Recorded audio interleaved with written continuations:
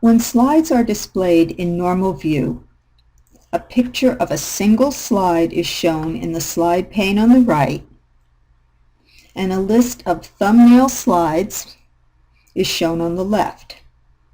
Another view that is quite useful is Notes page view.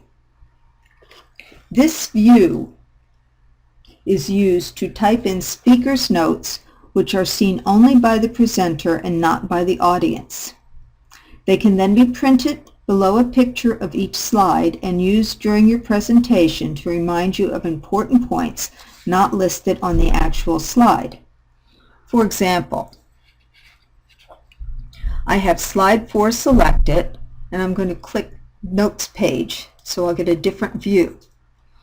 It's kind of hard to read because the text is so small, so I'm going to click the zoom button, and I'll zoom to, let's say, 100%.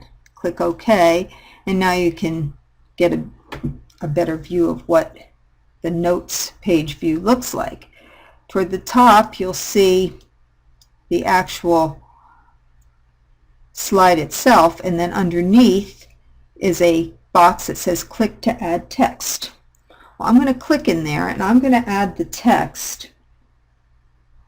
Mention some good places to eat in Chinatown.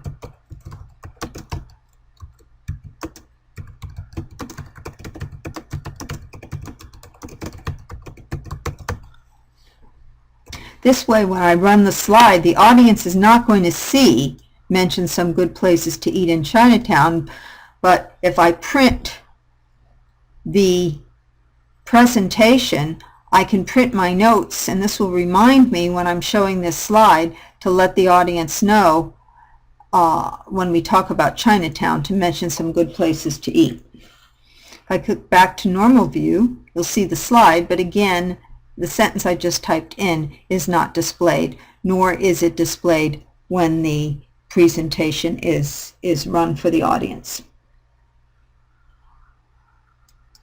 You can also enter header and footer information into the presentation or as part of the notes that you might print out for both yourself and the audience. To do that, you click the Insert tab, and on the ribbon you choose Header and Footer. I'll click that. You have two tabs, Slide and Notes and Handouts. Let's click on Slide, talk about that first. This is what will actually be placed on the slides. So I can place a date and time on every slide. I can have that updated automatically so that each time I run the presentation I get the current date and time, or I can have it fixed for a specific date and time. I'm going to leave it as update automatically, and you can see if you click the arrow that you have lots of options for how you want the date and time to display. I'm just going to choose the default option, which simply displays the date. I can also click the option so that each slide is numbered, and I can also put a footer on each slide, which would be the same text on the bottom of every page. So I'm going to click footer, and I'm going to type my name in there so that my name appears on the bottom of every page. I'm going to apply that to all slides, and you can see as I click through them, you've got a slide number, you have a name, my name, the footer, and then you also have the date over in the lower right hand corner. Slide 2, you have a number, name and date. Slide 3, number, name and date, and slide 4, number, name and date. And these items will also be displayed when the slide is run. I'm also going to insert header and footer. I'm going to also show you notes and handouts. The notes and handouts can also have the date and the time displayed, just like the slides, and it can be either fixed or updated automatically. They can also contain page numbers, but notes and handouts can have both a header and a footer if desired. I'm not going to actually do this at this time, but I did want to show you what the options were. So I'm just going to cancel out of there. We will now save our presentation. We click File on the menu, Then we'll choose Save. We'll choose Computer. We'll choose Browse. And I'm going to save it on my desktop. And notice that the default file name is the same as the title on the first slide. You can change that if you want, but I'm going to leave it as mysummervacation.pptx.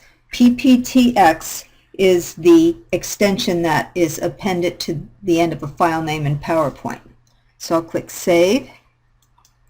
And now you'll notice up in the title bar, mysummervacation.pptx is shown. If I had a file in PowerPoint that already had a name and I made some changes to it, but I wanted to keep the original file, I could save those changes under a different name by clicking File, Save As. Again, I'll choose Computer. I'll choose Browse. I will choose Desktop. And notice My Summer Vacation that I previously saved is there. I don't want to click Save, or I'm simply going to overwrite what I had, so I can say My Other Summer Vacation.